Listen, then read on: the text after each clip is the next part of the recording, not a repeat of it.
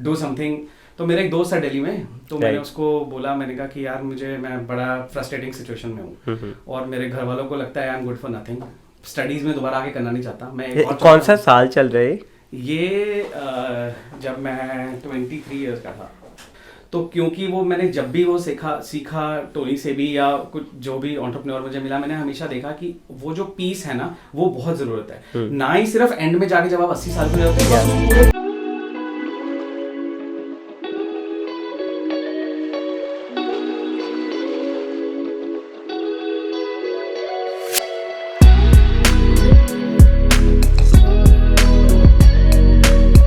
Ji sir, thank you so much podcast पे आने के लिए। कैसे हो आप? Thank you Manik, first of all for having me here. मैं बहुत बढ़िया हूँ। सर, जो राजेश बहुत ही यंग एज में काफ़ी सारे फेलियर्स, काफ़ी सारे उतार चढ़ाव देख लिए थे, और आई बिलीव कि उस वजह से जो आपने आज क्रिएट करा है तो वो उधर से शुरू हुआ था। तो थोड़ा आप बताओगे कि क्या फेलियर्स थे आपकी लाइफ में और उन्होंने कैसे बिल्ड करा आपको? सर्टनली फेलियर्स जो जहाँ से स्टार्ट हुआ था वो जब मैं दिल्ली में पढ़ रहा था। I am actually from Solan, a small hill town in Himachal, और for my education completing my CA मैं दिल्ली चला गया था। दिल्ली में मैं CA करा था, but I think well in time मुझे शायद ये रियलाइज़ हो गया कि मैं CA के लिए बना नहीं हूँ। एक बार फेलियर, दूसरी बार फेलियर, और 3 बार लगातार। मे बी बिकॉज शायद मुझे ऐसा लग रहा था कि अकाउंट्स के लिए मैं बना ही नहीं हूँ। I was more into creative things, और मुझे आर्ट और क्रिएटिविटी और डिज़ाइन और ये सब चीज़ें बहुत अच्छी लगती थी, और इस रीज़न से शायद उस पॉइंट ऑफ टाइम पे मैं पूरी तरह से कंसंट्रेट नहीं कर पाता था। बट वो फेलियर इतना बड़ा इफेक्ट था मेरे ऊपर कि मुझे ये नहीं समझ में आता था कि मैं अब लाइफ में करूँगा क्या। 3 बार फेल होने के बाद जब, और मैं इकलौता हूँ अपने घर में, आई एम द लोन सन, तो जब मैं वापस घर आ गया तो बहुत ही एम्बैरेसिंग सिचुएशंस थी, बिकॉज मेरे पेरेंट्स के लिए कोई प्राउड मोमेंट नहीं था कि जो उनका बेटा है वो फेल हो गया 3 बार और अभी कुछ करने को है नहीं। घर में एक बिजनेस था, पेरेंटल बिजनेस, जो मेरे पेरेंट्स रन करते थे, बट समहाउ मेरा उसमें भी कोई बहुत ज़्यादा इंटरेस्ट नहीं था, कंसिडरिंग वो एक शॉप थी होम फर्निशिंग की, और सुबह जाके सारा दिन शॉप में आप सामान बेचो, शाम को पैसे गिनो और घर आ जाओ। सो वो भी मुझे नहीं करना था। सो उस पॉइंट ऑफ टाइम पे जब आपको पता नहीं होता लाइफ में करना क्या है, और आप उस स्टेज पे होते हो जहाँ पे एक्चुअली में बहुत ज़्यादा डिप्रेसिंग हो सकता है आपके लिए, बिकॉज आप स्टडीज़ में कुछ नहीं कर पाए, आप अभी तक बिजनेस में आपने कुछ सोचा नहीं है कि आप करोगे क्या। वो जो एक पॉइंट होता है लाइफ में, वो एक लेवल तक आपको डिप्रेस कर देता है, और शायद मैं उस स्टेज पे एक टाइम पे था। बट हाँ, वहीं से सब कुछ बदला भी जब मैंने अपने एक दोस्त के साथ एक ट्रिप प्लान किया। मुझे लगा कि मुझे अभी कुछ समझ नहीं आ रहा, और मैं अभी जब दिमाग यूज़ ही नहीं कर पा रहा हूँ अच्छे से, जब मुझे मालूम ही नहीं है, तो व्हाई नॉट डू समथिंग। तो मेरा एक दोस्त है दिल्ली में, तो मैंने उसको बोला, मैंने कहा कि यार मैं बड़ा फ्रस्ट्रेटिंग सिचुएशन में हूँ और मेरे घर वालों को लगता है I am good for nothing. तो वो बिल्कुल ही मुझे नकार चुके हैं, और स्टडीज़ में दोबारा आके करना नहीं चाहता। मैं कौन सा साल चल रहा है ये? जब मैं 23 ईयर्स का था। तो like which year, as in की 20th सेंचुरी चल रही है, 21st सेंचुरी शुरू हो चुकी थी? हाँ, 20th सेंचुरी शुरू हो चुकी थी, राइट। अर्ली 2000s की बात हो रही है। राइट। तो मतलब मैंने उस दोस्त को बोला कि भाई मुझे कुछ समझ नहीं आ रहा है कि क्या करना चाहिए, और उसने मुझे, जो मेरा दोस्त है, उसने मुझे बोला एक काम करते हैं कि लेट्स टेक अ ब्रेक, हम दोनों कहीं छुट्टी पे चलते हैं, एक छोटा सा ब्रेक लेके आते हैं, कोई ट्रिप पे चलते हैं, लेट्स ताकि दिमाग थोड़ा खुले, और फिर वापस आके फिर उसके बाद प्लान करते हैं कि क्या करना है। तो ये वो दिल्ली में था, मैं सोलन में था, मेरा जो होम टाउन है। तो मैंने उसको बोला, मैंने कहा यार ठीक है बिल्कुल, बट चल तो मैं लूँगा, बट जाने कौन देगा मुझे। इस टाइम में ऑलरेडी फेलियर हूँ, बड़ी मुश्किल से वापस आया हूँ, और अभी मेरे पेरेंट्स ऑलरेडी ऐसे सिचुएशन पे जहाँ पे वो परेशान है मुझसे कि ये कुछ करता नहीं है। तो ऐसे और पैसे मांगोगे तो और अलग तो सीन, और मुश्किल है। तो मुझे पता है कि वो लोग मानने वाले हैं नहीं, तो उसने मुझे, मेरे दोस्त ने बहुत मोटिवेट किया, बोला यार कोई बात नहीं है, पैसे मैं खर्च लूँगा, बट तू प्लान कर चलने का। तो मैंने कुछ करके अपने पेरेंट्स से बात करी, तो पापा तो ऑफ कोर्स बड़ा मुश्किल था उनको मनाना, बीइंग अ स्ट्रिक्ट पर्सन, तो उन्होंने मना कर दिया। मम्मी को कैसे तैसे थोड़ा मनाया कि भाई मुझे कुछ करना है, बट मुझे पहले एक ब्रेक चाहिए, मेरे को मैं डिप्रेस हो जाऊंगा अगर मैं ऐसे कुछ नहीं करूँगा। तो मम्मी ने थोड़ा मुझे बोला कि ठीक है मैं मना लूँगी, तुझे जाना है तो जा। तो कैसे तैसे हमने ट्रेन की टिकट्स बुक करी, और हमारा प्लान था कि हम लोग चेन्नई जाएंगे, चेन्नई से फिर साउथ कोस्ट, पूरा इंडिया का जो साउथ इंडिया पार्ट है वो हम कवर करेंगे। तो ठीक है, प्लान बन गया, हमने ट्रेन टिकट्स बुक कर ली और मैं अपना एक्साइटमेंट में रक्सैक सामान सारा पैक करके कि हम ट्रिप पे जा रहे हैं, तो मैंने रेडी हो गया और रात को ओवरनाइट बस दिल्ली के लिए मैंने ले ली। तो अभी मैं दिल्ली पहुंचा ही था और सुबह की ट्रेन थी, तो मुझे पता चला जो मेरा दोस्त है उसके ग्रैंड मदर एक्सपायर हो गए। सो उसने मुझे इन्फॉर्म किया कि ट्रिप तो कैंसिल है, हम नहीं जा सकते, maybe after some few months जाएंगे। तो मुझे लगा कि ये तो बड़ा सेटबैक है, मुझे वापस फिर सोलन जाना पड़ेगा, और क्योंकि कोई और ऑप्शन था नहीं उस टाइम मेरे पास, मुझे वापस ही जाना था। पर बैठे बैठे मैंने सोचा, मैंने कहा कि क्यों ना मैं अकेले ही जाऊँ। तो आई वॉज नेवर कि मैं खुद से कभी ऐसा कोई ट्रिप कर पाता कि मैं सोल सर्च करता, ऐसा ये स्पॉन्टेनियसली ये खुद का थॉट नहीं था। बट क्योंकि वो सिचुएशन ऐसी हो गई तो मुझे लगा मैं अकेले जाता हूँ, तो मैं उस ट्रेन में बैठ गया अकेले। और वही जो 40 दिन का एक ट्रिप था जिसके अंदर मैंने वो अकेले एक्सप्लोर किया विद हार्डली एनी मनी। और पहले मैं चेन्नई पहुंचा, चेन्नई से पौंडीचेरी, पौंडीचेरी से ऑरोविल। ऑरोविल एक ऐसी जगह थी जहाँ पे हमारे आइटनरी का पार्ट था। तो हमने, क्योंकि मेरे दोस्त ने पूरी आइटनरी बनाई थी, तो मेरे लिए पता था मुझे कि हमें कहाँ कहाँ जाना है, तो मैं उसी को फॉलो कर रहा था। बट बहुत इंटरेस्टिंग था, जब मैं रास्ते में लोगों को मिल रहा था, उनसे बातें कर रहा था।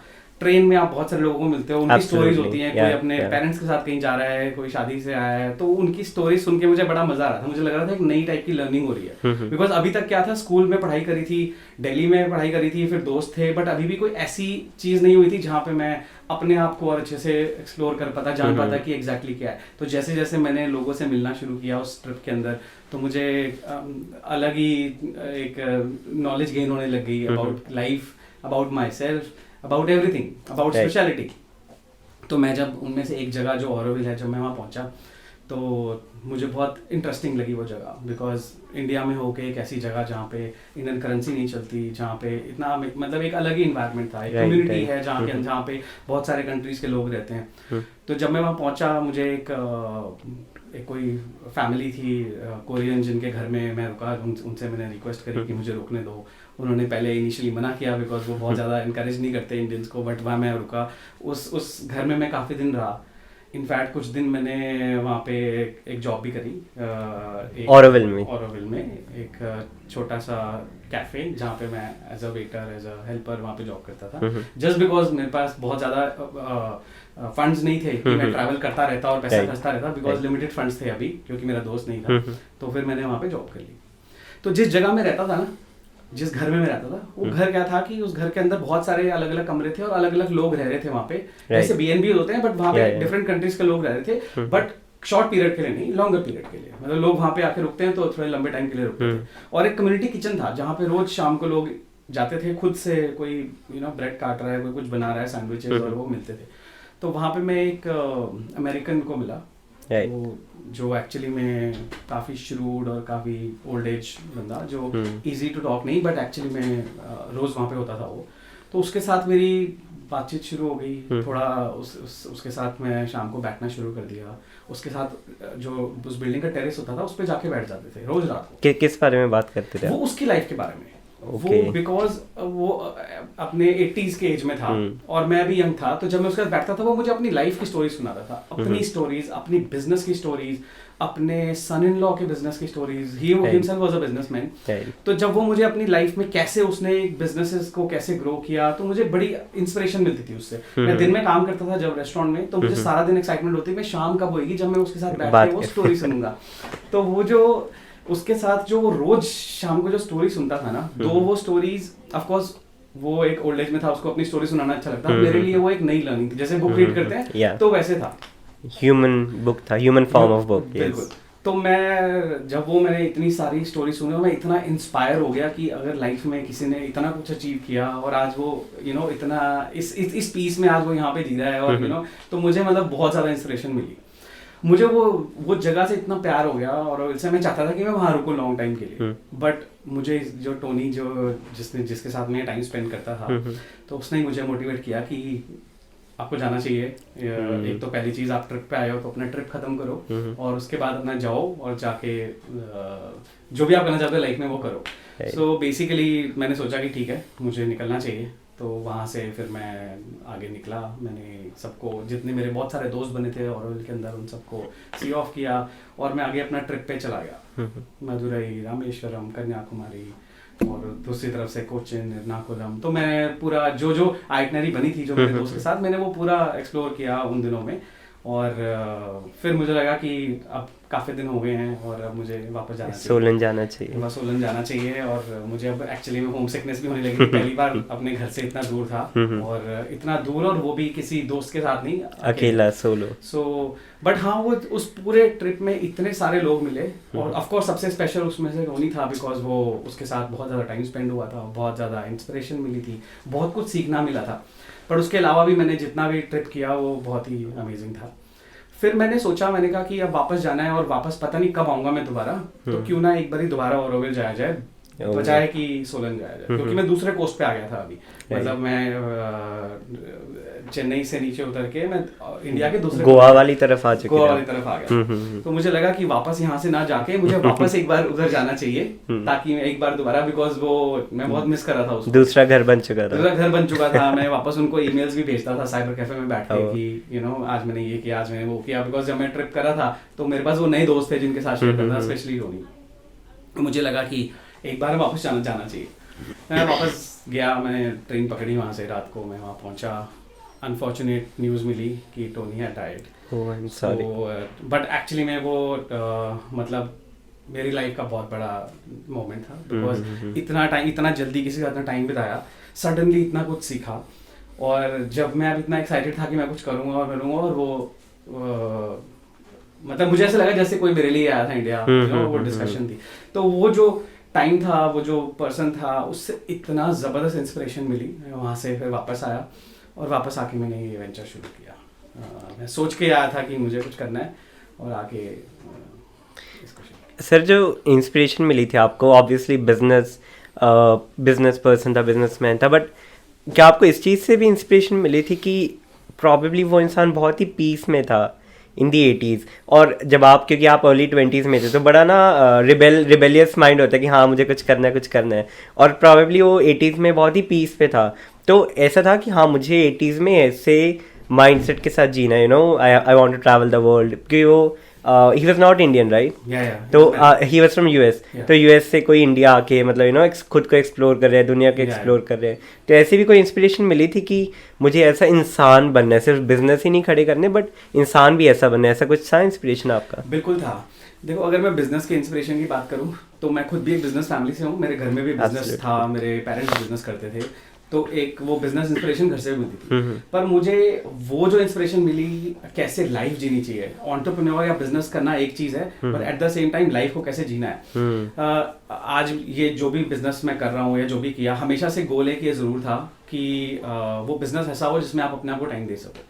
अगर आप पूरी तरह से सुबह से शाम सिर्फ उसी में इन्वॉल्व हो और आपके पास अपने लिए टाइम ही नहीं है, तो कोई फायदा नहीं है। वो जो इनर पीस है उसकी बहुत ज़्यादा ज़रूरत है। तो क्योंकि वो मैंने जब भी वो सीखा टोनी से भी, या कुछ जो भी एंटरप्रेन्योर मुझे मिला, मैंने हमेशा देखा कि वो जो पीस है ना, वो बहुत ज़रूरत है। ना ही सिर्फ एंड में जाके जब आप 80 साल के हो जाते हो, बस उस पूरे स्पैन के अंदर जब आप काम कर रहे हो। Absolutely. अगर आप काम कर रहे हो और भागते ही जा रहे हो, उस काम करने का कोई फायदा नहीं है। सर मैं पता है क्या बिलीव करता हूँ कि दूसरों को सर्व करने से पहले खुद को सर्व करना बहुत ज़रूरी है। लाइक मैं ना एक एनालॉजी यूज़ करता हूँ कि तुम्हारा दिल ना एक कप है, ठीक है? तो अगर जो भी तुम उसमें भर रहे हो, like if you are feeling that with love, तो ही तुम बाहर लव दे सकते हो। And if you are giving yourself love, तो that's what I believe, like I strongly believe this. बिल्कुल ऐसे ही होता है। हम लोग जब खुद खुश नहीं है तो किसी को खुश करनी चाहिए। आज अगर मैं खुश हूँ तो मेरी फैमिली भी खुश है, मेरी टीम भी खुश है, बिकॉज हम मजा कर रहे हैं, हमें काम करने में मजा आ रहा है, वी आर ऑल एंजॉयिंग, तो हम करते रहते हैं। तो मतलब हमने पिछले इतने टाइम में काम किया है, हम इस ऑफिस में से गए नहीं है 50-50 घंटे, हमने इतना काम भी किया है, और वो सेल्फ मोटिवेशन थी। क्यों? बिकॉज मजा आ रहा था करने का। और ब्रेक्स, छुट्टियां भी ऐसे ली हैं। ये जो ट्रैवलिंग जो उस दिन 40 दिन की शुरू हुई थी, अब ये हर साल होती है। मैं हर साल ट्रैवल करता हूँ। ये मेरा एक्चुअली अगला ही सवाल था कि खुद को आप कैसे सर्व करते हो, बट सर उससे पहले ना वापस चलते थोड़ा फेलियर्स पे। दो सवाल हैं। एक तो जब आपने बोला ना कि आप 3 बार अनसक्सेसफुल अटेम्प्ट थे, तो घर गए तो बहुत ही सीन था, मतलब क्योंकि आप खुद एम्बैरस थे, घर वालों का भी प्रेशर था। तो मेरा पहला सवाल है कि आपको लगता है कि कई बार फेलियर्स ना हमारे दिमाग में बहुत बड़े होते हैं, बट इवेंचुअली वो इतना ज़्यादा अफेक्ट नहीं करते बाकी लोगों को। हमें लगता है कि लोग हमसे एक्सपेक्ट करते हैं, we want to deliver something, that's the first thing. Second, क्योंकि आपने एक एंटरप्रेन्योरियल जर्नी उसके बाद देख चुके हो, तो फेलियर्स का जो नज़रिया है, जो माइंडसेट है आपका, वो कैसे चेंज हुआ और आप कैसे देखते हो फेलियर्स को, और how did you develop that? मेरे ख्याल से जब पहले फेलियर्स मैंने देखे या उसके बाद भी बहुत सारे देखे हैं जो शायद हम अभी डिस्कस करेंगे. सो बेसिकली हर बार जब हम फेल होते हैं वो एक अपॉर्चुनिटी है. फेल होना बहुत ज़रूरी है ज़िंदगी में आपको आगे बढ़ने के लिए. आप फेल होगे तभी आपको पता चलेगा आप कहाँ गलत जा रहे हो. सो बेसिकली उस माइंडसेट, उस टाइम की अगर मैं बात करूँ जब मैं शायद फेलियर हुआ था, यस कुछ हद तक मैं डिप्रेशन पे ज़रूर चला गया था. पर कहीं ना कहीं मुझे लगता था कि यार फेल हुआ हूँ, इसका कोई ना कोई रीज़न है. तो हमें हमेशा फेलियर को एक लर्निंग की तरह लेना चाहिए. I think that's the most important thing. ये तब पता था या आप पता चला कि धीरे धीरे शायद ये चेंज हुआ. उस पॉइंट ऑफ टाइम पे भी ये तो जब बात समझ में आती थी कि हाँ लर्निंग ही है, ये फेल हुआ है, मैं अपने आप को प्रूव करता था. बट बहुत ज्यादा जो सोशली हम लोग वो जाते हैं ना कि मेरे पेरेंट्स मेरे बारे में क्या सोच रहे हैं और मेरे पेरेंट्स के दोस्त क्या सोच रहे हैं, वो एक चीजें होती हैं जो आपको डिस्टर्ब करती हैं. मेरा दोस्त तो सीए बन गया, मैं नहीं बना अभी तक, उसका फर्स्ट अटेम्प्ट में क्लियर होगा, मेरा 3 में नहीं हुआ. हाँ, तो ये जो सब चीजें ये थोड़ा डिस्टर्ब करती हैं. बट अदरवाइज उस पॉइंट ऑफ टाइम पे भी हाँ ये पता था कि अगर ये नहीं हुआ है तो कुछ ना कुछ तो ऐसा होगा जो अच्छा होगा. मतलब इतना तो मुझे लगता था कि कुछ ना कुछ ऐसा होगा. बट हाँ, क्योंकि जब तक आपको वो पाथ ना मिले, जब तक पता ना हो कि आप कर क्या रहे हो, तब तक आप उस स्टेज, उस माइंड फ्रेम में रहते ही रहते हो. सर स्टार्टअप, क्योंकि आप अभी खुद की कंपनी चला रहे हो, तो इसमें ऐसे होता है जैसे आपने बताया ना कि कुछ हुआ तो पता था कि ग्रेटर गुड के लिए है, राइट? तो स्टार्टअप कोई भी स्टार्ट करते हैं तो प्रॉबेबली 1-2 साल में इतना रिटर्न नहीं मिलता, इतना रेवेन्यू नहीं आता, क्योंकि वो तुम ग्राइंड में होते हो, राइट? तो सर उस टाइम में क्या वो ऐसा पॉइंट था आपके, लाइक ये फेज था, और व्हाट केप्ट यू गोइंग, कि आप सुबह बेड से क्या सोच के उठते रहे? ऑल्दो आपको रिटर्न्स नहीं मिल रहे थे, प्रॉबेबली और भी लुक्रेटिव ज़्यादा ऑफर्स थे आपके अराउंड, बट फिर भी आपको था कि हाँ मुझे ये करना है. और वो एक चीज़ होती है डिलेड ग्रैटिफिकेशन, कि आपको इंस्टेंट डोपामीन, इंस्टेंट ग्रैटिफिकेशन मिल नहीं रहा था, बट आपको पता रहा कि मैं अगर ग्राइंड में हूँ तो प्रॉबेबली इसका कुछ तो आउटकम निकलेगा, आज नहीं निकलेगा 5 साल बाद निकलेगा.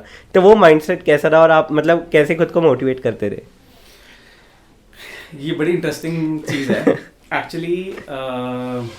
एक चीज़ जब मैंने बिजनेस शुरू किया, ऑफ कोर्स ये सिचुएशन थी, पता था कि अभी ये चीज़ होगी कि नहीं. और दूसरा सबसे मेन चीज़, जो बिजनेस करने का तरीका और जो बिजनेस था वो भी ऐसा था जो इजी, जो सब लोग नहीं कर रहे थे. It was a unique idea जिस पे हम काम कर रहे थे, यू नो. मतलब एक बिल्कुल ही अनऑर्गेनाइज सेक्टर के अंदर हमने काम शुरू किया. सर थोड़ा सा बता सकते हो आप क्या करते हो? जैसे मेरी प्रिंट कंपनी है, ठीक है, छपाई, जिसका नाम है छपाई.com. तो प्रिंटिंग क्या चीज़ है कि अनऑर्गेनाइज सेक्टर है. आज हर चीज़ में ब्रांड्स हैं ना. हम टीवी खरीदते हैं, कपड़े खरीदते हैं, इवन एजुकेशन के अंदर भी आज ब्रांड्स हैं, चेन्स ऑफ स्कूल्स हैं. पर प्रिंटिंग में कोई चेन नहीं है. आप लोकल शर्मा जी और दत्ता जी से प्रिंटिंग कराते हो, there is no brand as such. Very recently कुछ ऑनलाइन कंपनीज आई हैं जैसे विस्टा प्रिंट और ये सब, बट अदरवाइज अभी तक it has been an unorganised sector. मैंने जब सबसे पहले ये सोचा कि मुझे क्या बिजनेस करना है, मैंने इनिशियली सोचा कि मैं पहले अपने पेरेंट्स की हेल्प करता हूँ. तो मैंने अपने उन्हीं जो मेरा पेरेंट्स का होम फर्निशिंग का बिजनेस था, उसकी कुछ प्रिंटिंग डिजाइनिंग कराने के लिए मैं कुछ प्रिंटर से मिला. तो मैंने जब देखा कि मुझे बहुत कम क्वांटिटी प्रिंट करानी थी, बिकॉज छोटा बिजनेस था तो बहुत बड़ी क्वांटिटीज है नहीं. तो जब मैं और मुझे शौक था अच्छा काम कराने का, और मैं ऑलरेडी बहुत इंस्पायर्ड था कि मुझे जो भी करना है वो बेस्ट करना है. आपका अंदर का आर्टिस्ट था. हाँ, जो जागा हुआ था. चाहे मैं मेरे फादर के बिजनेस के लिए छोटा सा भी कुछ बनवा रहा हूँ ना, मुझे बेस्ट चीज़ बनवानी है. तो जब मैं सोलन से चंडीगढ़ आया और मैंने आगे कुछ प्रिंटर्स को मिला और मैंने देखा, मैंने कहा ये चक चक चक चक मशीनें चल रही हैं, बाहर बैठे हैं. मतलब बिल्कुल ही वो जो मैं सोच रहा था कि शायद कैसा होता होगा एक डिजाइन स्टूडियो या कैसे एक प्रिंटिंग प्रेस चलती होगी, वो वैसा नहीं था. और जब मैंने उनसे जो चीज़ मांगी, वो जो रिजल्ट आता था वो बिल्कुल वैसा नहीं था जो चाहिए. तो फिर मुझे पता चला कि दिल्ली में, बॉम्बे में बहुत अच्छी प्रेसेस हैं जहाँ पे बहुत अच्छा काम होता है. तो मैंने कहा फिर मैं वहाँ चले जाऊँगा. तो मैं यहाँ से दिल्ली चला गया. तो दिल्ली में मैं जब बहुत बड़ी बड़ी 1-2 प्रेसेस हैं जिनमें मैं गया, उनसे मैंने बात करी कि मुझे ऐसे प्रिंटिंग करानी है. तो उन्होंने बोला, वहाँ पे मैं देख के खुश भी हो गया क्योंकि वो सामान बहुत अमेजिंग प्रिंट हो रहा था, जैसा मुझे चाहिए था वैसा हो रहा था. पर उन्होंने मना कर दिया, कहते हैं हम आपकी प्रिंटिंग नहीं करेंगे क्योंकि आपकी क्वांटिटी कम थी, हम तो सिर्फ FMCG प्रोडक्ट्स और बड़े कॉर्पोरेट्स की प्रिंटिंग करते हैं. तो मुझे ये रियलाइज हुआ कि एक बहुत बड़ा वैक्यूम अवेलेबल है. ऐसी कोई प्रिंट कंपनी एग्जिस्ट ही नहीं करती जो एक पैशनेट एंटरप्रेन्योर या स्टार्टअप जिसके पास क्वांटिटी नहीं है पर क्वालिटी में कॉम्प्रोमाइज नहीं चाहिए. तो मैंने कहा क्यों ना, जब कुछ है नहीं तो इसको क्रिएट करते हैं. अब ऐसी चीज को क्रिएट करना और सेल करना उस इरा में जब एक्चुअली में पूरी तरह से डिजिटलाइजेशन भी नहीं हुई थी, बहुत मुश्किल था. तो स्पेशली आप एक ऐसा बिजनेस जो एक कम्प्लीटली ट्रेंड सेटर है और ऊपर से आपको पता है कि इतना ईजी नहीं है। अब होता क्या, इसको हमने कैसे किया, ये अचीव कैसे हुआ?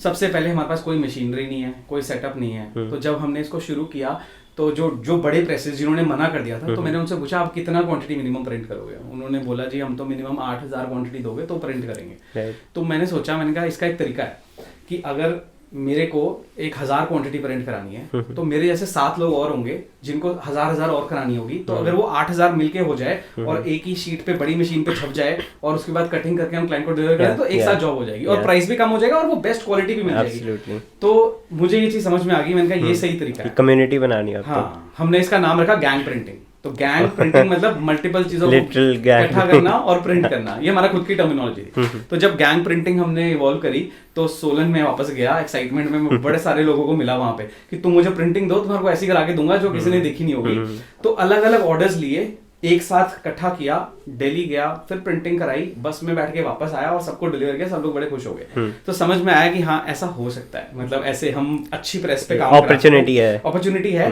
बट प्रॉब्लम्स बहुत हैं। प्रॉब्लम्स ये है कि टाइम लगता है, पहले जब तक आप 8 ऑर्डर्स नहीं लोगे तब तक आप छपा नहीं सकते। अब जिसने आपको ऑर्डर दे दिया वो तो 2 महीने रुकेगा नहीं, और जब तक आपके पास ऑर्डर्स नहीं आएंगे तब तक आप ये करोगे कैसे? तो इस टाइप की जो प्रॉब्लम्स या इस टाइप के जो चैलेंजेस इनिशियली जो फेस हुए कि आपके पास फंडिंग भी नहीं है, मतलब, और आपके पास आपकी एकदम से आप कुछ ऐसा कर पाओगे, अपने मशीन्स लगा लो। तो इस सारे मॉडल को एक्चुअली में सक्सेसफुल बनाने के लिए इनिशियली बहुत सारी चीजें हुई। मतलब ऐसा भी लगता था कुछ स्टेजेस पे कि नहीं पॉसिबल ही नहीं होगा ये, मतलब शायद हम गलत जगह में थमा रहे हैं और ये शायद पॉसिबल नहीं है करना, बार बार जाना, प्रिंट कराना, वापस लेके आना, क्योंकि आपका कंट्रोल नहीं है ना, वर्चुअली आप डिपेंड हो उन बड़े प्रेसेस के ऊपर जो काम कर रही हैं। तो हमने जब इसको जब ये सिचुएशन आई, मैं आपके क्वेश्चन पे आता हूँ जिसकी हम बात कर रहे थे, एग्जैक्टली ऐसे में होता क्या है। तो जब आप ये इस सिचुएशन में होते हो ना, तो एक चीज जो सबसे ज्यादा जो मुझे रोक के रखती थी उस टाइम पे ना, मैं बहुत फोकस्ड था।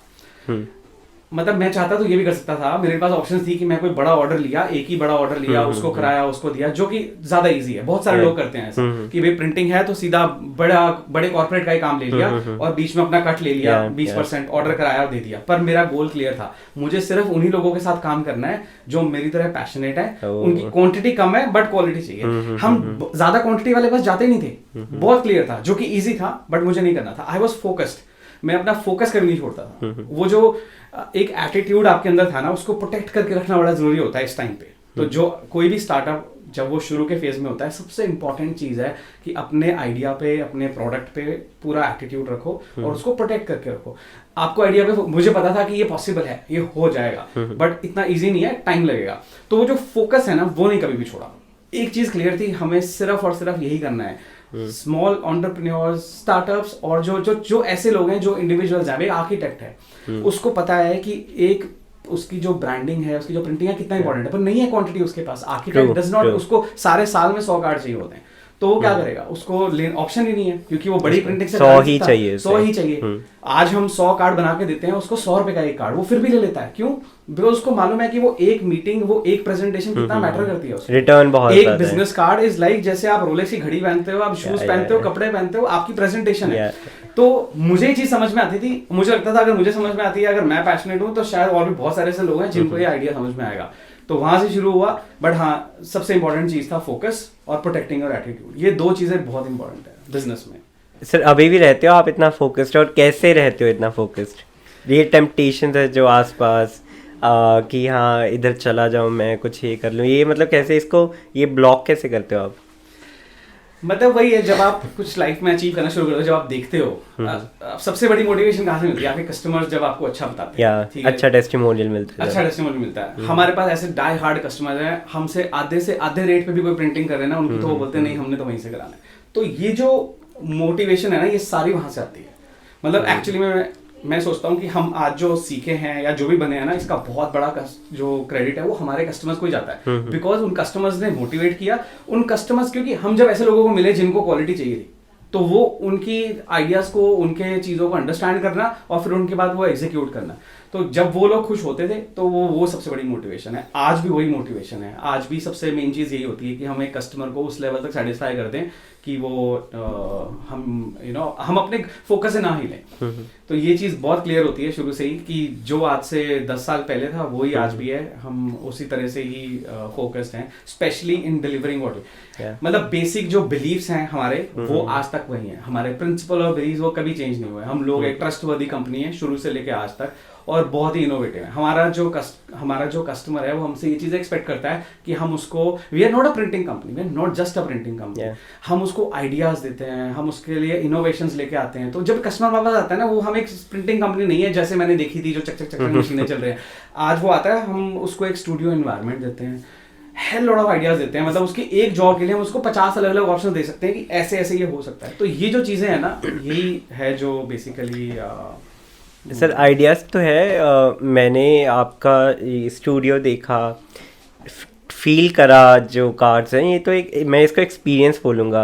आइडियाज़ तो है बट ये एक्सपीरियंस है खुद ही में। और सर आप कम्युनिटी, और ये छपाई.com खुद ही में अब एक ब्रांड है, आपने एक बहुत ही अच्छी कम्युनिटी जो कि बहुत लॉयल कम्युनिटी है, लॉयल बेस है।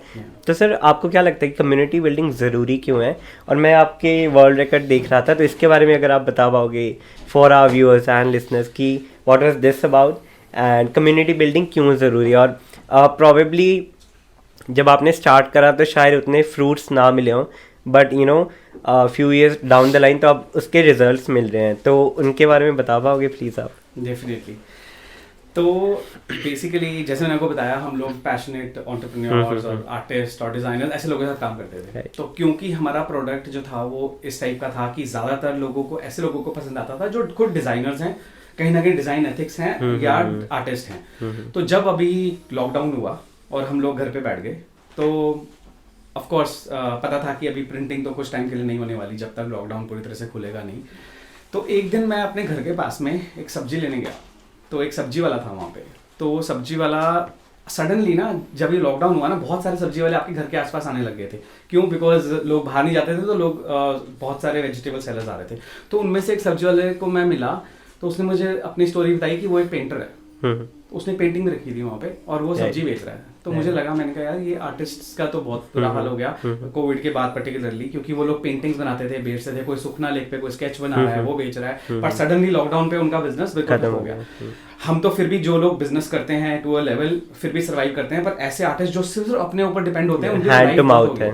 बट यही लोग हमें एक टाइम पे बिजनेस भी देते थे, हमसे प्रिंटिंग कराते थे और ये सब चीजें। तो मुझे लगा कि जैसे एक आर्टिस्ट से ऐसे हजारों आर्टिस्ट हैं जिनकी लाइफ खराब होगी, क्यों ना कुछ किया जाए। तो मैंने एक छोटा सा व्हाट्सएप ग्रुप क्रिएट किया अपने कुछ वेंडर्स, फ्रेंड्स, क्लाइंट्स लोगों के साथ, और मैंने उनको बोला, मैं कहा let's build a community, let's see हम कैसे क्या कर सकते हैं लोगों के लिए। तो उन सारे लोगों व्हाट्सएप ग्रुप से क्या हुआ कि सब लोगों को आइडिया बड़ा अच्छा लगा कि हम कुछ अच्छा कम्युनिटी क्रिएट कर रहे हैं, इसके चैप्टर्स बनाते हैं और ऐसे करते हैं। तो इसका नाम रखा international art and imagination forum, IAI forum by छपाई.com। सो बेसिकली ये छपाई.com का एक हमने एक ऐसा फिलॉन्थ्रपी प्रोडक्ट बनाया जहां पर कोई भी आर्टिस्ट, कोई भी डिजाइनर, चाहे वो आर्किटेक्ट है, चाहे वो इंटीरियर डिजाइनर है, चाहे वो प्रोडक्ट डिजाइनर है, पेंटर है, स्कल्पचर है, इवन अगर वो बॉडी टैटू आर्टिस्ट है, कोई भी है, any kind of designer and artist can join it for free of cost. It is a free community और वहां पर it's like social media network. आप एक दूसरे से चैट कर सकते हो, एक दूसरे से लर्न कर सकते हो, एक दूसरे को अगर कुछ सेल करना है तो आप अपना प्रोडक्ट सेल कर सकते हो बिना किसी कमीशन के, मतलब आप डायरेक्टली कनेक्ट हो जाते हो। इसकी मोबाइल एप्स हैं iOS और एंड्रॉइड की जो हमने बनाई बाद में। तो जब ये सब हो रहा था तो मुझे लगा हमें ना पूरे वर्ल्ड के बहुत सारे आर्टिस्ट को एक साथ लेके आना है, तो क्यों ना एक वर्ल्ड रिकॉर्ड बनाया जाए। कम्युनिटी स्ट्रॉन्ग बिल्ड हो रही थी, धीरे धीरे लोग ज्वाइन करते जा रहे थे। व्हाट्सएप से अब ये एक वेब ऐप के अंदर आ गई थी, हमने वेबसाइट बना ली और ये सब चीज़ें कर ली, तो धीरे धीरे वो आर्टिस्ट जुड़ने लगे। तो ये जो वर्ल्ड रिकॉर्ड था ये क्या था, हमने एक वर्ल्ड की largest virtual online art gallery create करी और एक ही दिन के अंदर 2800 आर्टिस्ट जिनको हमने इन्वाइट किया था उन्होंने एक आर्ट बनाया और सबमिट किया, और ये गैलरी अभी भी लाइव है और ये एक वर्ल्ड रिकॉर्ड था। मतलब ये हमने नवंबर 7 को किया, तो बड़ा इंटरेस्टिंग था, बहुत मज़ा आया, स्पेशली क्योंकि क्रिएटिव लोग, डिज़ाइनर्स, आर्टिस्ट जो इस ब्रांड को ऑलरेडी रिलेट करते हैं वो लोग आए और उन्होंने इसको क्रिएट किया। सर इसके लिंक्स ना, जो भी सोशल मीडिया हैंडल जो भी आप, वो मैं हम डिस्क्रिप्शन बॉक्स में विल मेक श्योर कि हम डालें इसमें। सर एक चीज़ जो मुझे बहुत ही हिट करी, आपने वो सब्ज़ी वाले को देखा कि इसका ये आर्टिस्ट था, बट अभी बिकॉज ऑफ द लॉकडाउन इसका काम ठप हो चुका है। सर मैं एक चीज़ देख पा रहा हूँ कि आपके ना मतलब एक बहुत ही प्रोमिनेंट वैल्यू है, value of giving back, value of being compassionate. तो मुझे जानना कि आपके वैल्यूज़ क्या हैं और वो बिजनेस में भी रिफ्लेक्ट होती हैं कहीं ना कहीं आपके। हाँ बिल्कुल, आई मीन सी हमारे वैल्यूज़ या हमारे बिलीव्स इस ब्रांड के बहुत क्लियर हैं, शुरू से ही हैं। जैसे मैंने बताया, ट्रस्ट वर्दी हम लोग हैं। हम लोग बहुत ही शुरू से ही भी काम करते हैं तो हम बड़े ऑनेस्ट और ट्रस्ट के साथ काम करते हैं। हम अगर कोई जॉब खराब करते हैं सीधा एडमिट कर लेते हैं क्लाइंट को, हमारी गलती है, ये खराबी हुई है। अकाउंटेबिलिटी, ये अकाउंटेबिलिटी या हमारी फ्लेक्सिबिलिटी, ये सारे हमारे बिलीव्स हैं। सो हम हमेशा से ही इस चीज़ में बिलीव करते हैं कि जब हम काम करते हैं तो अच्छे लोगों के साथ काम करो और बहुत ऑनेस्टी से काम करो और हमेशा सपोर्टिव रहो एक दूसरे के साथ। कम्युनिटी है, अगर हम एक दूसरे को सपोर्ट नहीं करेंगे तो फिर वो सही तरीका नहीं है आपको बिजनेस करने का। तो चाहे वो बिल्कुल मेरे सेम फील्ड के लोग हों या कोई और स्टार्टअप्स हों या कोई भी ऐसे लोग हों, हम शुरू से ये बिलीव इस ब्रांड का रहा है, सिर्फ मेरा नहीं, मेरी पूरी टीम का, जितने भी लोग यहाँ पे काम करते हैं, हम सबसे पहले ये चीज़ ही बताते हैं कि हमारी इंटेग्रिटी, हमारे प्रिंसिपल्स एग्जैक्टली हैं क्या और हम उन्हीं पे ही चलते हैं। सो ये भी बस एक मौका मिला तो हमने कर दिया। लॉकडाउन का टाइम था तो ठीक है, हमारे पास टाइम भी था इसको क्रिएट करने के लिए, बट ये इससे आज एक ये चीज़ ज़रूर है कि ये काफ़ी लोगों के काम में आ रहा है। तो सर अभी अपकमिंग आर्टिस्ट को कैसे सपोर्ट करते हो? अपकमिंग आर्टिस्ट के लिए बहुत सारी चीज़ें हैं इसमें। सबसे पहले कोई भी आर्टिस्ट को फ्री ज्वाइन कर सकता है। Even funding, crowd funding option है इसके अंदर। तो अब क्योंकि 6000 आर्टिस्ट पूरे दुनिया से हैं तो किसी को कोई फंड की जरूरत है, वो यहाँ पे अपनी फंडिंग रिक्वेस्ट डाल सकता है। और बाकी के जो आर्टिस्ट हैं, आर्टिस्ट की कम्युनिटी में एक बड़ी अच्छी बात होती है, every artist like to support other artist. Competition कम होता है, सपोर्टिंग ज्यादा होती है, बिकॉज़ उनको पता है कि how does it feel to not have support. और एक और बुरी बात है, पर्टिकुलरली इंडिया में तो बहुत ही ज्यादा है कि सिर्फ 1% आर्टिस्ट है इंडिया में जो एक्चुअली में कमा पाते हैं। बाकी 99% क्रिएट करते हैं, अच्छा क्रिएट करने के बावजूद उनको ये नहीं पता मॉनेटरी वैल्यू नहीं मिलती, कैसे करना है उसको या कमाना कैसे है। तो एक अच्छा प्लेटफॉर्म जहां पर आपको लर्निंग मिले, सही इन्फॉर्मेशन मिले, सीखना मिले, प्लेटफॉर्म मिले, वो एक नए आर्टिस्ट के लिए बहुत जरूरी चीज़ है। मतलब मैं तो किसी भी, कोई भी नया आर्टिस्ट हो, किसी भी फॉर्म में वो काम करता हो, तो मैं तो बोलूँगा IIF ज्वाइन करे और ऑफ कोर्स जिस भी लेवल पे वो वहाँ पे बहुत सारी चीज़ें कर सकता है। Absolutely sir. सर अभी जो आप, जैसे वो जो ट्रिप था 40 डेज़ वाला, वो आपने बताया कि आप अभी भी कंटिन्यू करते हो, तो अब जब आप ट्रिप पे जाते हो तो आप दिमाग में क्या थॉट लेकर जाते हो और मतलब क्या प्रोसेस होता है आपका कि this is what I am seeking right now, ज़िंदगी से मुझे ये चाहिए इस टाइम पे, या इस ट्रिप से मुझे ये आउटकम चाहिए, तो कुछ मतलब क्या थॉट चलता है आपके दिमाग में? तो और ये अच्छा, अब भी ये प्लान ट्रिप होता है या रैंडम कहीं भी निकल जाते हो? नहीं, because now I have family, so अब ये ट्रिप प्लान होता है, अब वो टाइम नहीं है। तो नॉर्मली पिछले कुछ सालों से मैं ये ट्रिप एग्जैक्टली मेरे बर्थडे से अगले दिन करता हूँ, इन अ वेरी प्लान्ड वे। मैं अकेले ही करता हूँ अभी भी। सर वाई बर्थडे के अगले दिन? कोई टाइम चाहिए था तो मुझे लगा कि शायद अपने आप को बर्थडे पे गिफ्ट देना चाहिए हर साल। तो जब भी मेरा बर्थडे होता है सितंबर में, तो एग्जैक्टली बर्थडे अपनी फैमिली के साथ सेलिब्रेट करके 7th को मैं निकलता हूँ। और कभी एक हफ्ता, कभी 10 दिन, मैं अभी भी वैसे ट्रिप पे जाता हूँ। और पर्पस अब ये होता है कि मैं बिल्कुल अपने आप को ब्लैंक करूँ और ऐसे सोचूं कि मुझे कुछ नहीं आता और मुझे नया सीखना है, रीसेट, रीलर्न। बिल्कुल। सो ये ब्रेक जिसकी बहुत ज़्यादा ज़रूरत होती है, वैसे भी लेता रहता हूँ, लेकिन पर्टिकुलरली ये जो एक ट्रिप होता है जो मैं अपने लिए रखता हूँ साल में, इसमें गोल सिर्फ यही होता है कि मैं और नई चीज़ें सीखूँ, जितना ज़्यादा हो सके ट्रैवल करूँ। ट्रैवलिंग ऑफ कोर्स आपको बहुत कुछ देती है। मैं तो कोई भी बडिंग एंटरप्रेन्योर्स में उनको सजेस्ट करूँगा कि जितना ज़्यादा ट्रैवल कर सकें उतना ज़्यादा अच्छा है, उतना ही आप you get closer to nature, you learn more. तो बहुत इंपॉर्टेंट है सर।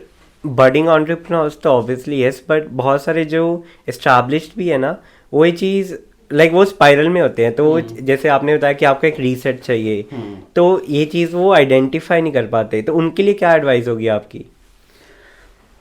उनके लिए तो और भी ज़्यादा इंपॉर्टेंट है, बिकॉज वो इतने ज़्यादा इन्वॉल्व होते हैं बिजनेस के अंदर। सबसे पहले चीज़ तो मैं यही कहूँगा, कोई भी एस्टैब्लिश्ड एंटरप्रेन्योर है, जितना हो सके अपने आप को डिस्कनेक्ट करो अपनी रोज़ की डीलिंग से बिजनेस के। मतलब हम हर एक बिजनेसमैन ना अपने डेली मिशन पे होता है। उसका ये है कि मुझे सुबह से शाम तक मेरी इतनी मीटिंग्स हैं, मुझे इतने लोगों को कॉल करना है, मुझे ये सब चीज़ें करना है। बट एक्चुअली में रियल एंटरप्रेन्योर या जो एस्टैब्लिश्ड एंटरप्रेन्योर भी है, उसका काम ये होना चाहिए वो अपने आप को जितना ज़्यादा फ्री रख सके डेली मिशन, बिकॉज एक एंटरप्रेन्योर का काम है एक लंबे विजन पे काम करना। एब्सोल्युटली। सो जितना ज़्यादा हम लोग फ्री हों और अपने आप को टाइम दे पाएँ उतना ज़्यादा हम ग्रो कर सकते हैं अपने बिजनेस को भी, और ऑफ कोर्स अपनी लाइफ बेटर कर सकते हैं। सर आपने बोला कि अरे मैं बहुत रिलेट करता हूँ इस चीज़ से कि फ्री रखना चाहिए ताकि जो तुम्हारा बिगर पर्पस है, जो तुम्हारी विजन है, उसको सर्व कर सको। तो सर अभी मतलब आप खुद को आउटकम्स के साथ अटैच करते हो या नहीं, और मतलब आप ऐसे देखते हो कि हाँ अगर ये नहीं हुआ तो देयर आर 100,000 अदर वेज जिससे मैं अपने विजन के पास जा सकता हूँ। तो ऐसा मतलब क्या माइंडसेट है आपका इस टाइम पे? बिल्कुल बिल्कुल, मतलब मैं आपके फर्स्ट क्वेश्चन से इसको रिलेट करता हूँ। आज की डेट में भी हमें फेलियर्स होते हैं ना, तो अब इतना फर्क नहीं पड़ता बिकॉज वो विजन बहुत दूर का है। तो अब पता चलता है कि ये चीज़ हमने ट्राई करी, नहीं हुई कोई बात नहीं, मतलब ये तो अब आदत हो गई है देखने की। ए रास्ता नहीं चला रहा, बी सी डी बहुत सारे हैं। कुछ टाइम पहले हमारी जो मेन मशीन है, हमने प्रिंटिंग मशीन वो खराब हो गई। जर्मन मशीन है, उसके अंदर कोई ब्रेकडाउन आ गया, मेजर ब्रेकडाउन था, इजीली बहुत सारे इंजीनियर्स को बुला लिया, वो ठीक नहीं हुआ। फिर हमें पता चला कि जर्मनी से स्पेशली इंजीनियर को इनवाइट करना पड़ेगा जो 2-2.5 लाख का खर्चा है। तो हमने कहा ये तो बहुत महंगा है, तो अभी कोशिश करते हैं कुछ और करके। वो कोशिश करने के चक्कर में चीज़ें और ख़राब होती रही। 1.5 साल तक हमारी फैक्ट्री बंद रही। 1.5 साल एक चलते बिजनेस के अंदर आपकी मशीन बंद हो गई, और ये बहुत बड़ा सेटबैक था, बहुत बड़ा। दोबारा से आउटसोर्सिंग शुरू हो गई। मतलब इमेजिन बिजनेस में आपने सब कुछ कर लिया, बूटस्ट्रैप किया, मशीन्स भी लगा ली, सब कुछ हो गया, वापस सेटअप पे आ गए, लेकिन दोबारा से आप वहां पर जीरो पे पहुंच गए। आउटसोर्स में क्वालिटी मिल रही थी वो या नहीं? आउटसोर्स पे क्वालिटी तो चलो मिल रही थी, बट आपका टाइम पे कंट्रोल नहीं है, आपका बहुत सारी चीजें ऐसी हैं जो नहीं कर पा रहे थे। तो क्योंकि जब आपकी खुद की प्रेस है तो आप बहुत बहुत ही कंट्रोल आपके हाथ, कंट्रोल हमारे हाथ में था। तो जब ये सिचुएशन क्रिएट हुई तो पता चल गया था, बट क्योंकि विजन था तो ये क्लियर था कि इससे हटना नहीं है, ऐसे नहीं तो वैसे हमने पहुंचना तो वहाँ है, तो उसी रोड पे चलते रहो, कोई ना कोई तो चैलेंजेस बीच में आएंगे। फाइनली हमने इसको जर्मन को बुलाया, ठीक कराया, और जाके ये मशीन रनिंग हुई, और अब तो टचवुड ठीक चल रही है। सर अभी डेली रूटीन क्या है आपका? स्पेशली मैं जाना, क्योंकि मुझे लग रहा है कि आपका बड़ा सही मॉर्निंग रूटीन होता होगा, तो मॉर्निंग रूटीन क्या है? दूसरा क्वेश्चन है, जस्ट सोने से पहले लास्ट थॉट क्या होता है दिमाग में? मॉर्निंग रूटीन मेरा बड़ा सिंपल है। मैं सुबह उठता हूँ, सुबह उठ के मैं ग्रीन टी पीता हूँ, फैमिली के साथ टाइम स्पेंड करता हूँ, और फिर उसके बाद अपना डे प्लान करता हूँ, और मैं ऑफिस आता हूँ, अपनी टीम के साथ टाइम स्पेंड करता हूँ थोड़ा। मैं कोशिश करता हूँ जितना हो सके डेली जॉब्स और डेली इन चीज़ों का पार्ट ना बनूँ। फॉर्चुनेटली बहुत अच्छी टीम भी मेरे पास है यहाँ पे। मैं आपको एक और चीज़ बताना चाहता हूँ। हमारे यहाँ पे मुझे आज काम करते हुए ऑलमोस्ट 14 साल के करीब हो गए हैं इस बिजनेस में, और हमारे पास यहाँ पे वो लोग भी काम करते हैं जो 14 साल से काम करते हैं। फाउंडिंग टीम भी है अभी। वाओ। एक भी नहीं, 2 या 3 लोग हैं ऐसे। तो मतलब कहने का ये है कि क्योंकि इतना स्ट्रॉन्ग रिटेंशन रहा, इतने सारे लोग अभी तक यहाँ पे हैं, तो मैं अपने आप को चीज़ों से अलग रख सकता हूँ, बिकॉज ऐसे लोग हैं जो ऑलमोस्ट ओनर ही समझते हैं अपने आप को इस कंपनी का। तो वो बहुत अच्छा है कि सब लोग सेल्फ मोटिवेटेड हैं और काम करते हैं। बाकी मैं हमेशा आगे से आगे और कैसे इसको बेटर किया जाए और बिगर किया जाए उसी पे काम करता हूँ। ये मेरा ऑलमोस्ट डेली रूटीन रहता है। दूसरा क्वेश्चन क्या? सोने से पहले क्या थॉट होता है आपका? जस्ट बिफोर यू आपने अपना सिर रखा पिलो पे और just before you dozed of, तो उससे पहले क्या थॉट रहते हैं दिमाग में, क्या चलता है दिमाग में? ज़्यादातर तो मैं यही सोच रहा हूँ कि नेक्स्ट ट्रैवल ट्रिप कहाँ होगा क्योंकि ट्रैवलिंग का बहुत शौक है, तो हमेशा हर 2 महीने बाद कोई ना कोई छोटा ट्रिप या कुछ ऐसा बन रहा होता है। तो रात को मैं ज़्यादातर काम के बारे में नहीं सोच रहा होता, क्योंकि तब तक वो मेरा पूरा दिन का जो चीज़ है वो ख़त्म हो गई होती है। तो आई एम मोस्टली रिलैक्स्ड सोने से पहले। अपकमिंग ट्रिप सर कहाँ पे आपका? अपकमिंग ट्रिप अभी बस आपसे ये पॉडकास्ट ख़त्म करते ही हिमाचल जाना है, तो इमीडिएटली निकलना है। ये छोटा सा ट्रिप है, कल हाइकिंग पे जाना है मेरे 2 बच्चों के साथ, तो वो प्लान है अभी नेक्स्ट। राइट सर, लास्ट के 2 क्वेश्चंस है। उसमें से पहला ये कि मैंने आपको देखा है बहुत अच्छे स्टोरी टेलर हो, लोगों के पास एक्सपीरियंसेस होते हैं, बट आप जिस तरीके से स्टोरी बताते हो ना, मतलब मेरे हिसाब से अभी तक का मेरा फेवरेट पॉडकास्ट है, क्योंकि इतने अच्छे मुझे स्टोरी सुनने को मिले। तो क्या टिप्स रहेंगे आपको? मतलब आप इतने अच्छे स्टोरी टेलर, ये ट्रैवल से आया या क्या, मतलब किससे उठाई आपने ये स्किल्स, या कैसे डेवलप करिए स्टोरी टेलिंग स्किल्स? पहली बात तो ये कॉम्प्लीमेंट मुझे पहली बार मिला है कि I am a good story teller. May be शायद मतलब यस ट्रैवलिंग, बिकॉज मैं बहुत सारे लोगों से मिलता हूँ, उनकी स्टोरी सुनी है। इतनी बुक्स नहीं पढ़ी मैंने जितनी एक्चुअली में रियल स्टोरी सुनी है लोगों। ह्यूमन बुक्स बहुत पढ़ लिया आपने। तो इस रीजन से शायद मे बी मतलब मैं ये अपनी चीज़ों को एक्सप्रेस कर पा रहा हूँ। सर लास्ट क्वेश्चन है, जो राजेश अभी सीए में अनसक्सेसफुल रह रहे हैं, जो फेल हो रहे हैं या कोई भी फेज में है, एक फेलियर वाले फेज में, उनके लिए क्या एडवाइस होगी आपकी? वही एडवाइस जो शायद उस टाइम मेरा थॉट प्रोसेस था कि ये सब बहुत टेम्पररी फेलियर्स हैं, गोल बहुत बड़ा है, विजन बहुत आगे है, सो बहुत आगे का सोचो और ट्रैवल करो और एक्सप्लोर करो और अपने आप को जानो। बहुत कुछ है करने के लिए। फेलियर्स जो हैं वो तो बहुत इंपॉर्टेंट चीज़ है, जितने ज़्यादा होंगे उतना ज़्यादा सीखोगे, उतना ज़्यादा आगे कर पाओगे। सर आपने कहा अपने आप को जानो, इसका क्या मतलब होता है? इसका मतलब ये होता है कि जब हमें नहीं पता होता ना लाइफ में कि हमें क्या करना है, उसमें सबसे इंपॉर्टेंट चीज़ है आप अपने आप को जानते नहीं हो अच्छे से। आप जब जान जाओगे ना कि आप क्या कर सकते हो, तो वो सबसे इंपॉर्टेंट चीज़ है। सबसे इम्पॉर्टेंट जब मैं ट्रैवलिंग क्यों करता हूँ, सिर्फ बिकॉज मैं अपने आप को और ज़्यादा एक्सप्लोर कर पाता हूँ कि मेरे अंदर कैपेबिलिटी है। अगर आप रोज़ वही काम कर रहे हो, अपने कंफर्ट जोन में बैठे हो, तो आप कभी नहीं कर सकते। तो अपने कंफर्ट जोन से बाहर निकलो, जाओ और जितना हो सके ऐसी चीज़ें करो जिससे आप अपने आप को और ज़्यादा इवॉल्व कर सको। Rajesh sir thank you so much podcast पे आने के लिए। मैंने एक लास्ट क्वेश्चन जो साइनिंग ऑफ नोट होगा आपका, ट्रैवल से आपकी टॉप लर्निंग क्या है? ट्रैवल के थ्रू जो आपको लर्निंग मिली, एक one top learning. Peace. What about peace? मतलब ट्रैवलिंग हम लोग डेली रेस का पार्ट है ना, सब लोग कहीं ना कहीं हम लोग भाग रहे हैं किसी न किसी चीज़ को अचीव करने के लिए, कुछ करने के लिए। पर जब आप ट्रैवल करते हो, आप सडनली एक बार कट ऑफ हो जाते हो इन सब चीज़ों से, and it gives you piece.